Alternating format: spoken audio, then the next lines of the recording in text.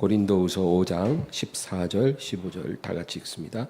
그리스도의 사랑이 우리를 강권하시는도다.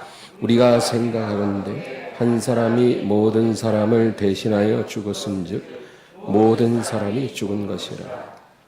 모든 사람을 대신하여 죽으심은 살아있는 자들로 하여금 다시는 그들 자신을 위하여 살지 않고 오직 그들을 대신하여 죽었다가 다시 살아나신 이를 위하여 살게 하려 함이라. 아멘. 오늘 아담의 길, 예수의 길이라는 제목으로 말씀을 나누려고 합니다. 하나님께서 최초의 사람 아담과 하와를 창조하셨죠. 그때 이 두 사람을 에덴 동산에 두셨습니다. 그러니까 이 에덴 동산은 지금은 소실됐지만 태초에 최초의 역사에 있었던 장소죠. 그런데 그 에덴 동산의 주인공은 이 아담과 하와뿐 아니라 또 하나가 있었습니다. 그게 뭘까요? 선악과 나무입니다. 이 에덴 동산의 정중앙에 그 나무가 있었어요. 가장 중앙에 있다라는 것은 뭐예요? 가장 중요하다는 거죠. 그래서 아담과 하와만큼이나 중요한 의미를 가진 그 존재가 바로 선악과 나무인 것입니다. 이스라엘이 이렇게 행군할 때 항상 정중앙에는 회막이 있었습니다. 그 회막을 이제 삥 둘러서 레위 지파가 이제 호위를 하고 그 레위 지파를 중심으로 해서 세 지파 동서남북으로 그렇게 포진을 하고 행군을 했던 거죠. 그러니까 가장 중앙에 있다는 것은 그만큼 중요한 것입니다. 왜 하나님께서는 그 위험하고 위험한 그 나무를 가장 중앙에 두셨을까요? 가장 중앙에 있기 때문에 아담과 하와가 동산에 있는 동안 어디에 있든지 그 나무가 보이는 거예요. 위험한 나무니까 안 보이는 저 구석에다 숨겨놓으면 좋잖아요. 그러면 어디 있는지 몰라서라도 못 따먹을 텐데 제일 중앙에 제일 잘 보이는데 딱 그 나무가 있으니까 어디서 놀든지 항상 그 나무가 눈에 보이더라는 거죠. 왜 그러셨을까요? 하나님께서는 그 중앙에 있는 나무를 가리켜서 너희는 그 나무의 열매를 먹지 말고 보지도 말라 그랬죠. 쳐다보지도 마라. 잘 보이는 곳에다 탁 놔둬놓고 쳐다보지 말라고 어떻게?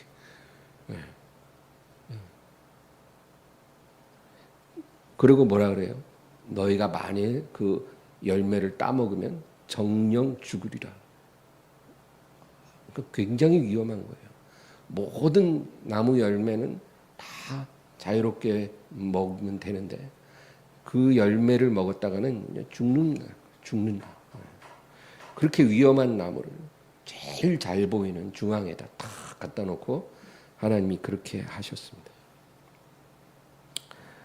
그러니까 너희는 그 나무 열매를 호기심을 가져서도 안 되고 또 부주의하여 무심코 그냥 따먹어서도 안 된다는 거예요. 그러니까 늘 보이는 저 나무를 조심하라 그 얘기예요. 여러분, 선악과는 무엇일까요? 선악과라는 것은 그것을 먹는 자로 하여금 선한 것과 악한 것을 스스로 구별하고 또 판단할 수 있게 하는 능력이 있다는 거죠.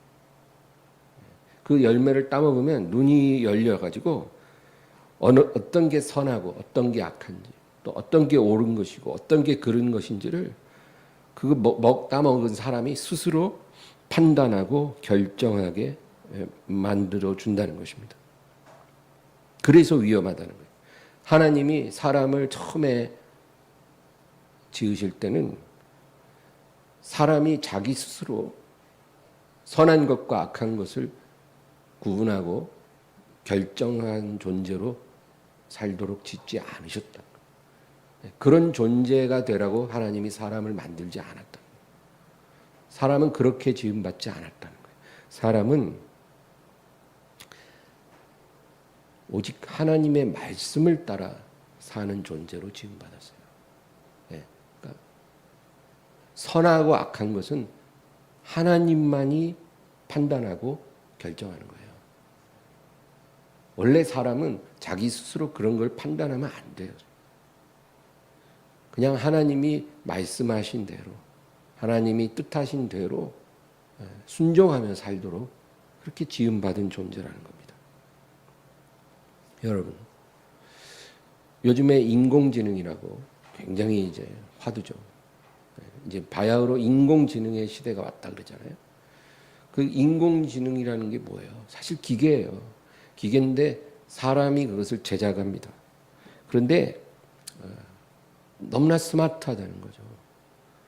사람이 그거를 만들었지만 스마트하게 모든 업무를 이렇게 잘 처리하는 그런 컴퓨터예요. 근데 만약에 이런 인공지능이 어느 순간부터 독단적으로 모든 상황을 판단하고 결정하고 그렇게 하기 시작한다면 어떻게 될까요? 굉장히 위험해지겠죠.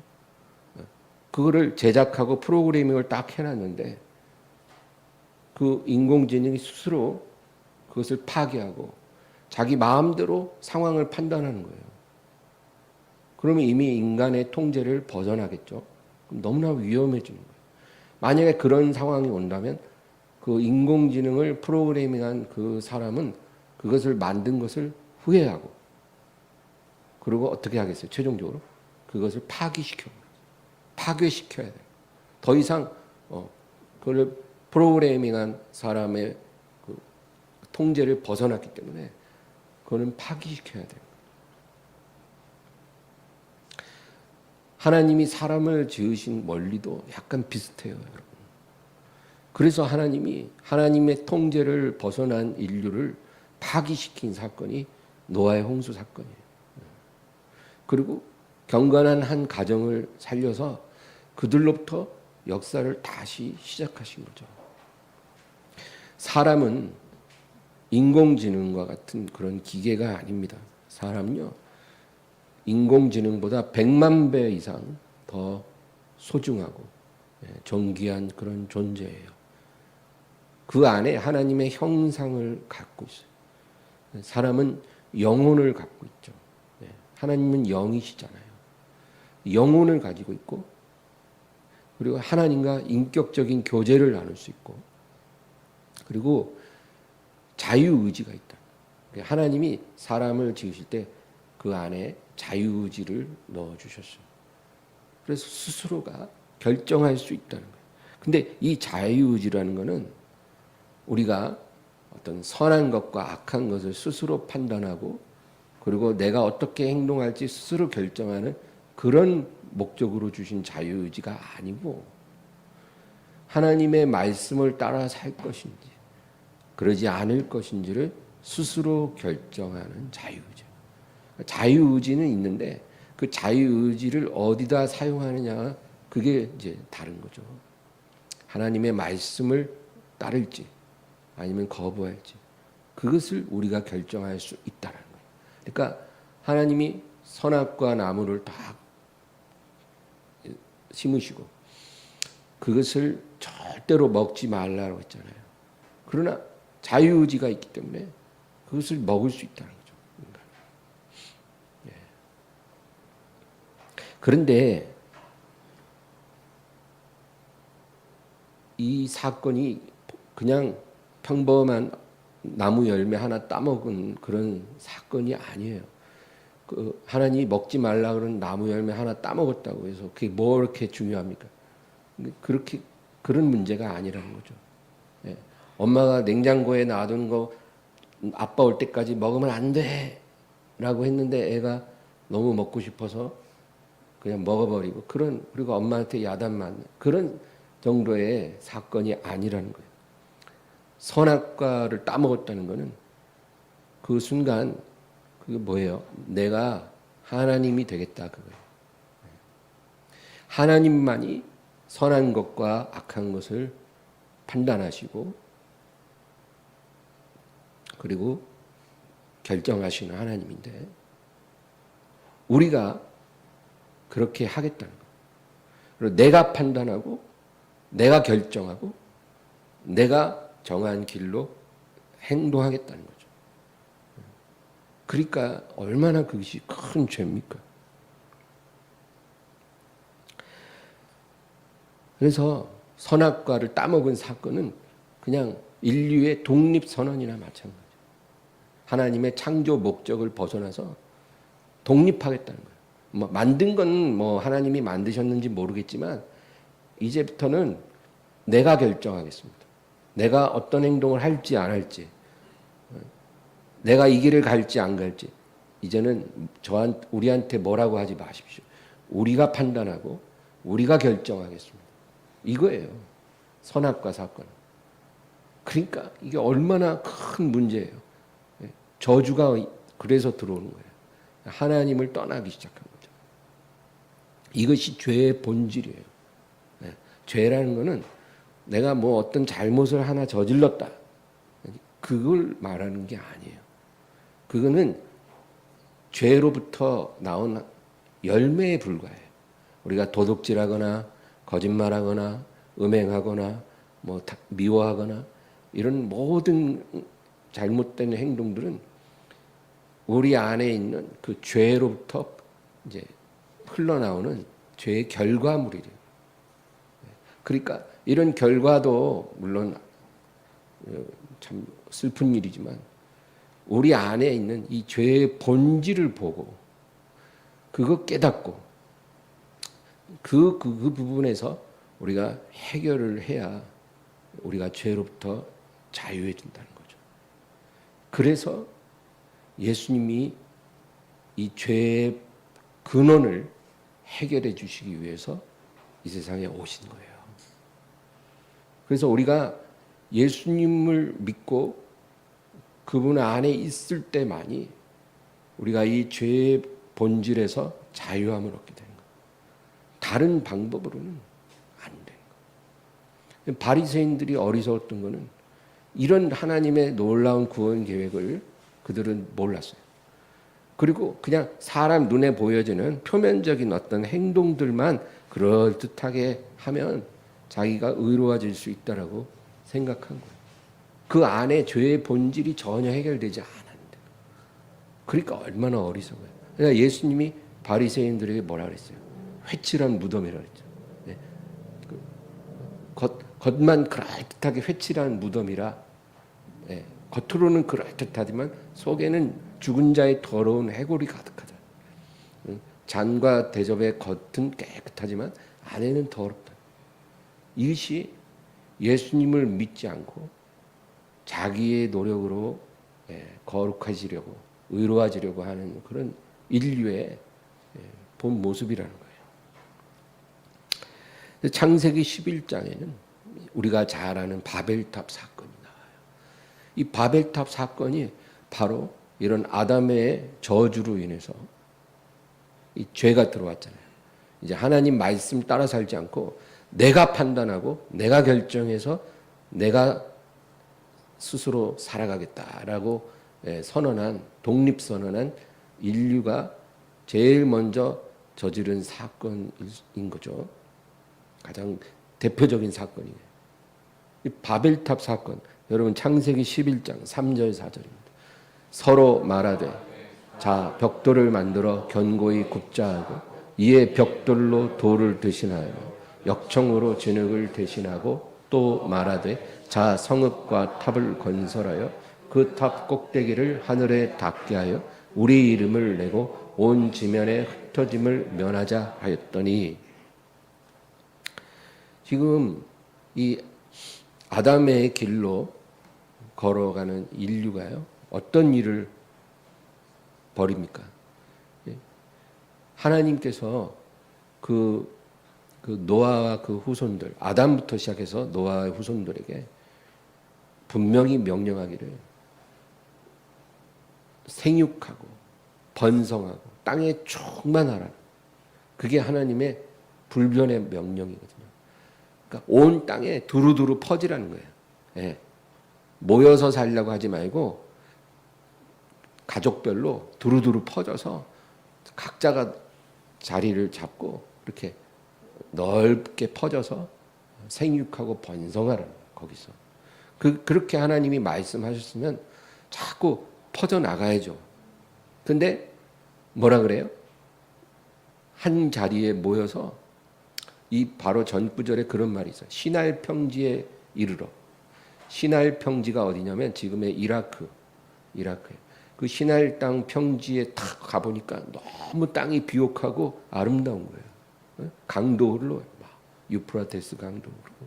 그러니까 너무 좋으니까 우리 여기서 흩어지지 말고 다 모여 살자는 거예요.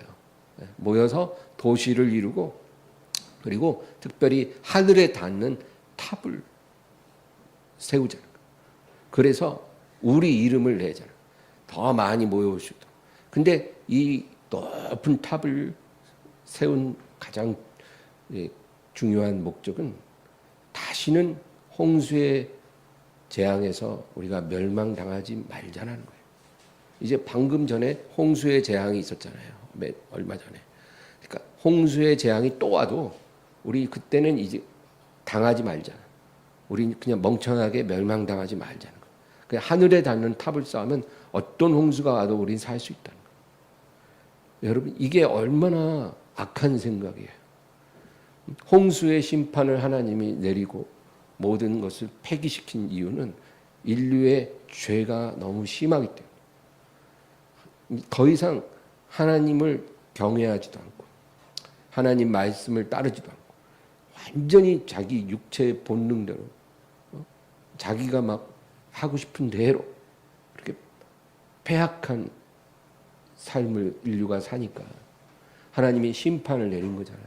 그러면 두 번 다시 이런 심판을 받지 않으려면 하나님께 순종해야죠.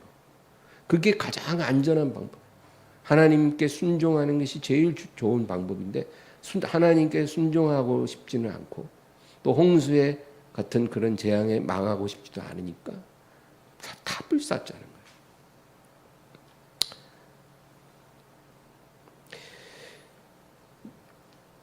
이것이 여러분 죄인들이 행하는 모습이에요.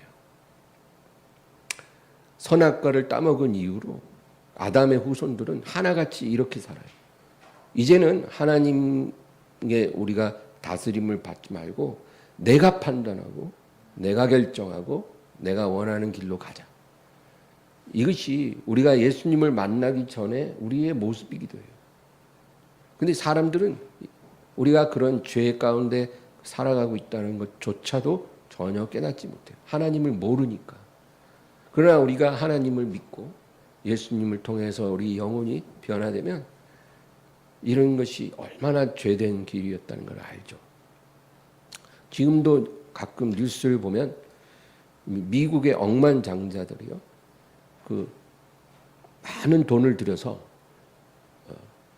핵전쟁에서 살아남을 수 있는 대피소를 사설 대피소를 만든다고 하더라고요. 그래서 핵전쟁이 어마어마하게 일어나서 80억 인류가 다 멸절돼도 그 억만장자와 그 가족들은 안전하게 보호받을 수 있는 지하 그런 방공호를 아주 호화롭게 만들어 놓는다는 거예요. 스스로 자체적으로 공기도 정화하고 물도 생성하고 모든 시설이 다 갖춰져 있고 그런 곳을 만든다. 여러분 핵전쟁이 일어나든 어떤 천재지변이 일어나든 다 하나님이 심판하시는 거 아닙니까? 그럼 그런 심판을 원치 않으면 하나님께 돌아가서 하나님을 피난처로 삼아야죠. 근데 그렇게 하려고는 안 하고 막대한 돈을 들여서 어떠한 재앙에서도 나와 내 가족은 살아남으리라. 바로 그런 정신이 바벨탑 정신이에요. 그런데 반대로 이 노아를 보세요. 노아는요, 그 패역한 시대에 살면서도 하나님을 경외했어요. 하나님께 온전히 순종하는 사람. 그래서 하나님이 그를 구원하시기 위해 방주를 지으라는 거예요. 말도 안 되는 사이즈의 방주예요. 세로가 133m, 가로가 20여 미터, 높이가 13m. 그 정도 사이즈의 큰 배를 하나님이 지으라는 거예요. 그 산 중턱에 사는 노아의 가족이. 말도 안 되는 하나님의 명령이라도 순종하는 거예요. 이유도 없어. 뭐 하나님께 왜요? 이런 물어볼 필요도 없는 거예요. 그냥 하나님이 정해 주신 대로 방주를 짓는 거예요. 창세기 6장 22절과 7장 1절 읽겠습니다. 노아가 그와 같이 하여 하나님이 자기에게 명하신 대로 다 준행하였더라. 여호와께서 노아에게 이르시되 너와 내 온 집은 방주로 들어가라. 이 세대에서 내가 내 앞에 의로움을 내가 보았음이니라. 보세요. 노아가 그와 같이 하여 하나님이 자기에게 명하신 대로 다 준행했더라. 노아와 같이 사는 게 바로 우리가 살아야 될 길입니다. 내가 마음대로 판단하고 정하고 내 마음대로 사는 게 아니고요. 하나님이 말씀하신 대로 하나님의 말씀을 따라서 하나님의 뜻을 따라서 사는 것. 그게 우리가 가야 할 길이에요. 그러니까 노아가 그 당시에 그렇게 살았다는 거예요. 그러니까 하나님이 이제 뭐라 그래요? 방주가 다 지어지니까 너와 내 온 집은 방주로 들어가라. 이 세대에서 내가 내 앞에 의로움을 내가 보았습니다. 그러니까 하나님이 보시는 의로움이라는 것은 어떤 다른 게 아니에요. 하나님의 말씀을 따라서 사니까 의롭다는 거예요. 그래서 이 패역한 시대에 노아 한 사람만큼은 내 앞에 의롭다는 거예요. 내 말을 듣는다는 거예요. 그리고 노아의 가족들은 또 그 노아의 말을 들은 거죠. 그러니까 덩달아 8명이 살아남은 거예요. 여러분, 이런 일들은 지금도 일어나고 있는 일이에요. 우리의 삶 속에 이런 일들은 계속 반복되고 있고 또 역사의 마지막에 이런 일들은 일어납니다. 그러니까 우리는 성경 말씀을 믿음으로 받아들여야 돼요. 그리고 하나님 살아계시면 이 말씀이 살아있다는 것을 믿어야 돼요. 이런 말씀을 우리가 알면 어떻게 살아야 할까요? 바벨탑을 세운 사람들처럼 살아야 할까요? 아니면 노아와 같이 살아야 할까요?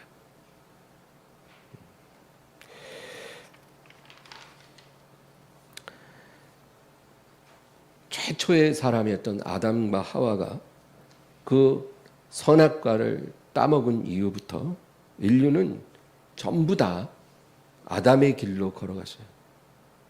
하나님으로부터 독립선언을 하고 자기가 삶의 주인이 돼서 자기가 결정하고 자기가 선택하며 살아온 거예요. 그러나 성경은 그렇게 살지 않은 몇몇 사람들의 이야기를 기록하고 있어요. 그건 하나님이 그렇게 하신 거예요. 에녹이라는 사람이 그랬고 노아가 그랬고 아브라함이 그랬고 욥이라는 사람, 욥은 아브라함 시대의 사람. 그런 일부 하나님의 사람들이 있었다는 거예요. 하나님의 말씀을 따라 사는 거예요. 모든 사람이 다 자기가 주인이 되어 살아도 이 몇몇 사람들은 하나님의 말씀을 따라 사는 거예요. 하나님이 그들을 귀하게 여기시고 그들을 위하여 구원을 예비하신 거죠. 요한복음 6장 38절입니다. 내가 하늘에서 내려온 것은 내 뜻을 행하려 함이 아니요 나를 보내신 그 뜻을 행하려 함이니라. 예. 여러분, 예수님은 노아의 후손이 아니에요. 여자의 후손이에요. 성경에 의하면. 그래서 항상 예수님을 얘기할 때 여자의 후손이라고 그러죠. 창세기 3장 15절에도 하나님이 뱀을 저주하시면서 뭐라 그래요? 내가 너로 여자의 후손과 원수가 되게 하리니 그 여자의 후손이 와서 너의 머리를 깨뜨릴 것이다. 그랬잖아요. 그 여자의 후손이라는 표현을 성경에 여러 번 써요. 그 예수님을 말하는 거예요. 왜 그런 표현을 쓸까요? 예수님은 아담의 후손이 아니라는 거예요. 아담의 후손들은 다 아담의 길로 걸어가잖아요. 근데 예수님은 여자의 후손, 다시 말해서 성령으로 처녀의 몸에 잉태돼서 육신으로 오신 분이기 때문에 그래서 여자의 후손이에요. 이 여자의 후손이 와서 아담의 길에서 멸망당할 수밖에 없는 인류를 구원하리라는 거죠. 그런데 여기 보면 내가 하늘에서 내려왔다는 거예요. 예수님은 땅에서 나신 분이 아니에요. 우리는 다 땅에서 났잖아요. 그러니까 우리도 예수님 만나기 전엔 다 땅에서 나서 아담의 길로 걸어갔던 거죠. 근데 예수님은 땅에서 나신 분이 아니라 하늘에서 내려오신 분이에요. 그리고 뭐라 그래요? 내가 내 뜻을 행하려 함이 아니요 나를 보내신 이의 뜻을 행하려 함이니라. 그러니까 예수님은 이 세상에 내려오실 때 자기 뜻대로 하려고 오신 게 아니에요. 이게 굉장히 중요한 거예요. 하나님의 독생자이심에도 육신으로 이 땅에 오실 때 분명한 목적이 있었어요. 그건 뭐예요? 아담의 길에서 멸망당할 수밖에 없는 우리를 다 구원하기 위해서요. 우리의 목적지를 바꿔주기 위해서요. 우리의 길을 바꿔주려고 오신 거예요. 그래서 예수님은 아담처럼 하나님 아버지의 뜻을 버리고 내 뜻을 선택하리라는 그런 사람이 아니고 반대로 내 뜻을 행하려 함이 아니요 나를 보내신 이의 뜻을 행하려 함이라. 그래서 예수님이 아버지의 뜻대로 오셔서 아버지의 뜻대로 십자가에서 죽으신 거예요. 자기 뜻대로 했으면 안 죽었죠. 그러나 내 뜻대로 마시고 아버지 뜻대로 하옵소서. 그래서 십자가에 죽으신 거예요. 그 십자가에서 아담의 저주를 다 못 박아 버리신 거예요. 아담이 선악과 따먹어 갖고 저주가 왔잖아요. 그래서 우리는 원하든 원치 않든 아담의 길로 걸어갈 수밖에 없었는데 예수님이 오셔서 십자가에서 그 아담의 저주를 못 박아 버리신 거예요. 그리고 누구든지 예수님을 믿기만 하면 예수님의 순종에 동참하게 해주신 겁니다. 이것이 태초부터 하나님이 계획하신 인류의 구원 계획이에요. 하나님은 성경에 보면 에덴 동산에서부터 이미 인류를 여자의 후손으로 오신 하나님의 아들을 통해서 구원하실 계획을 갖고 계셨어요. 아니, 이 아담을 지으시기 전부터 하나님은 그런 계획을 갖고 계셨을 거예요.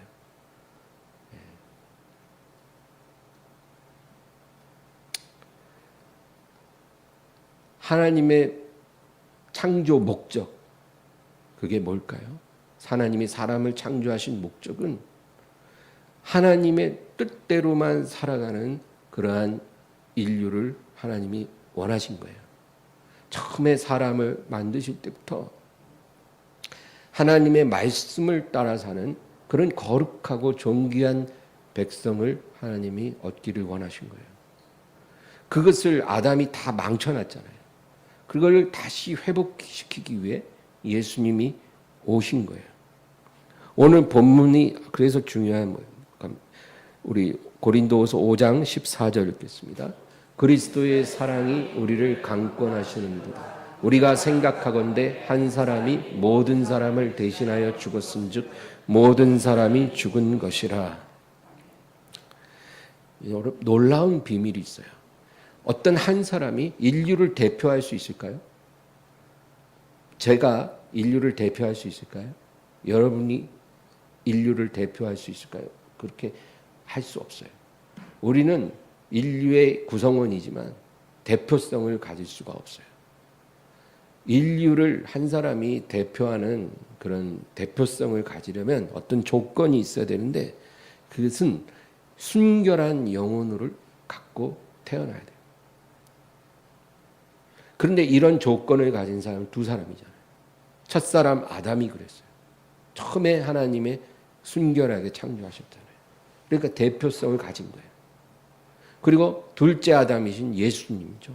성령으로 처녀를 통해 오셨기 때문에 순결한 영혼을 갖고 계신 거예요. 이 두 사람만 인류를 대표할 수 있는 거예요. 그래서 첫 번째 아담을 통해 이 저주가 들어왔잖아요. 선악과의 저주가 들어와서 모든 인류에게 다 그것이 전이 된 거예요. 얼마나 불행해요. 얼마나 억울해요. 그런데 둘째 아담으로 오신 예수님이 그 모든 저주를 짊어지고 십자가에서 죽으심으로 말미암아 그 저주가 끝났다는 거예요. 그래서 한 사람이 모든 사람을 대신하여 죽었은즉 모든 사람이 죽은 것이라 그렇게 말한 것입니다.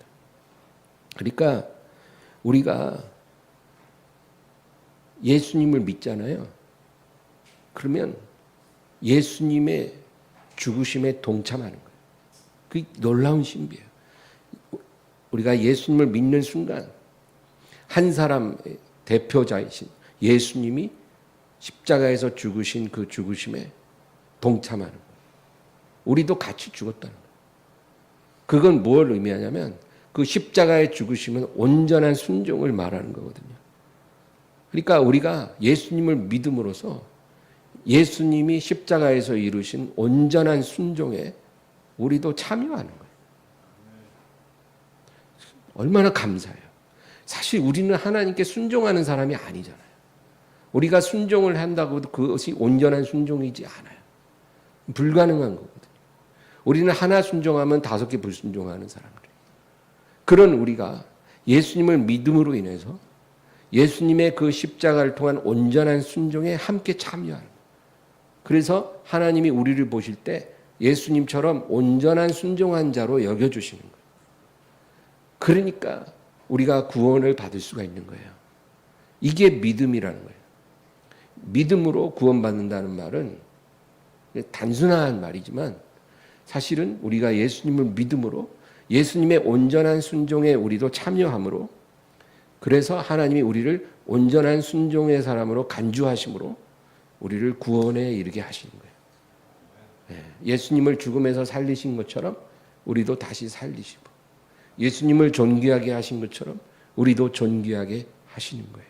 그러니까 예수님을 믿음으로 우리가 구원을 받는 거지 다른 방법으로 우리가 어떻게 구원을 받겠어요?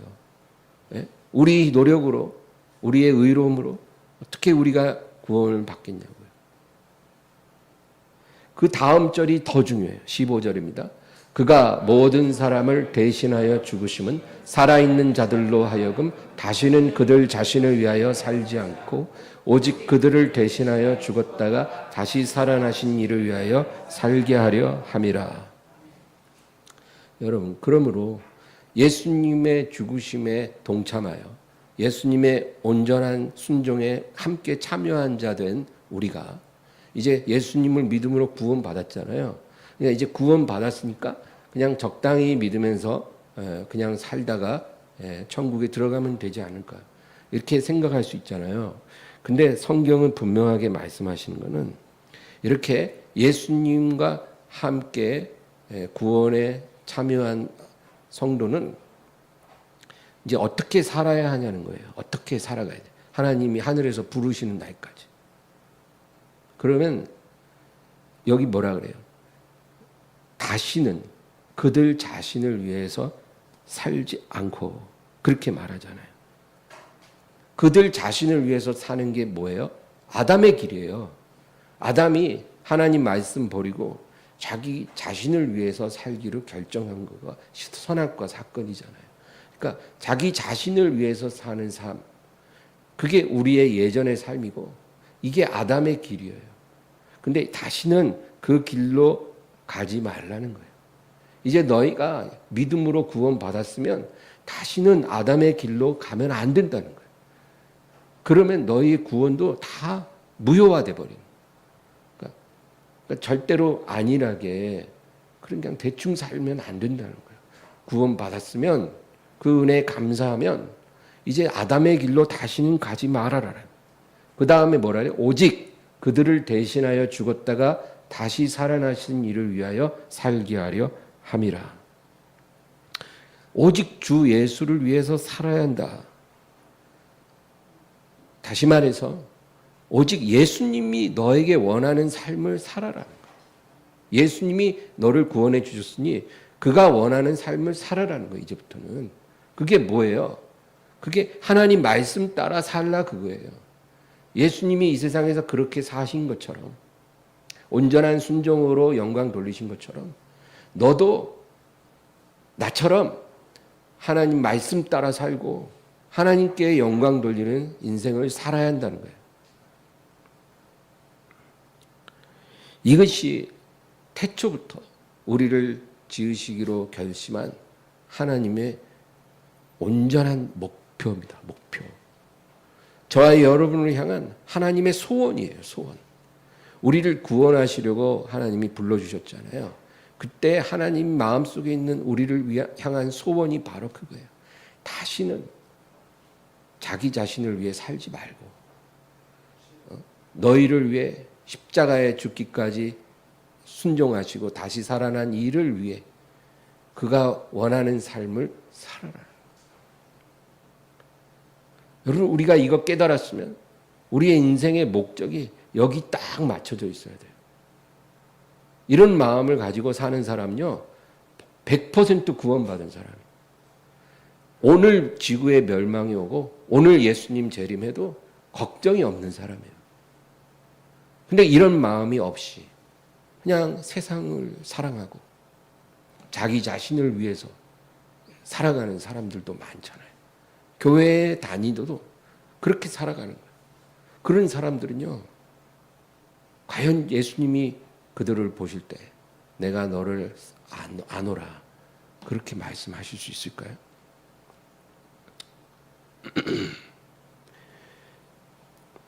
이러한 하나님의 우리를 향한 소원이 우리 안에 이루어지면 여러분 다른 인생의 문제들은 그냥 자동으로 다 해결돼요. 우리가 다시는 예수님을 나 자신을 위해 살지 않고 나를 향하신 예수님의 뜻을 우리가 순종하며 산다면 인생의 문제들은 하나님이 다 그냥 하나의 옵션으로 딱 묶어서 해결해 주신 거예요. 제일 중요한 게 이루어지니까 다른 거는 그냥 자동으로 덤으로 하나님 해결해 주셔요. 이런 인생이 되어야 될 줄로 믿습니다. 마태복음 4장 4절 읽겠습니다. 예수께서 대답하여 이르시되 기록되었으되 사람이 떡으로만 살 것이 아니오 하나님의 입으로부터 나오는 모든 말씀으로 살 것이라 하였느니라 하시니.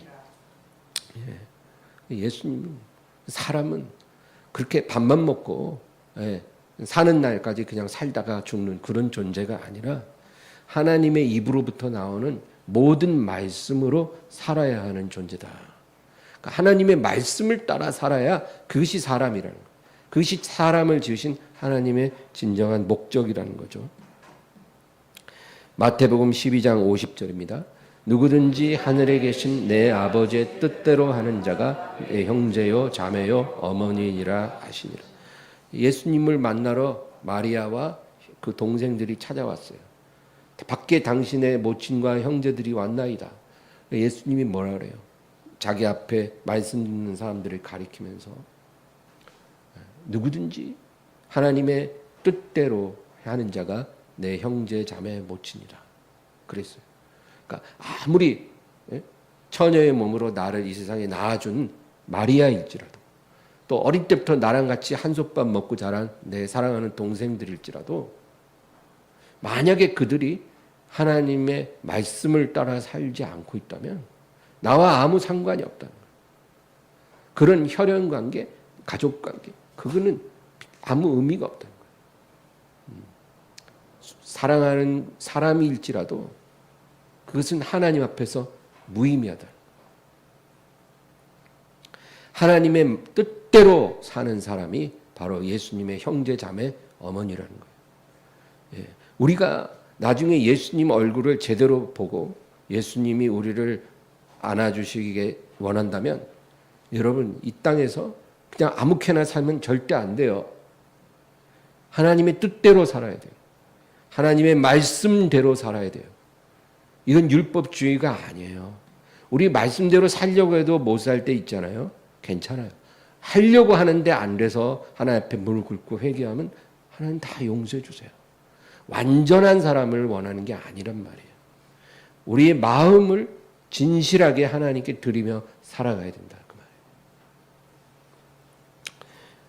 그래서 여러분, 오늘 우리 기도할 때 이러한 도우심을 하나님께 구하시기 바랍니다. 우리를 도와주기 위해 성령님이 오신 거예요. 우리가 이렇게 자기 뜻대로 살지 않고 하나님의 뜻대로 사는 사람이 되게 하려고 성령님이 오신 거예요. 아담의 길에서 벗어나 예수의 길로 가도록 우리를 인도하시려고 성령님이 오신 거예요. 오늘 기도하면서 그런 은혜를 구하시기를 주의 이름으로 축원합니다. 하나님 아버지 감사합니다. 간절히 오늘도 기도하게 도와주시고, 아버지 하나님, 우리가 이 땅에 사는 동안 구원받은 자녀로서 오늘 말씀을 따라 주님 앞에 온전히 의지하고 순종하며 따를 수 있도록 도와주시옵소서. 영광을 돌리며 예수님의 이름으로 기도합니다.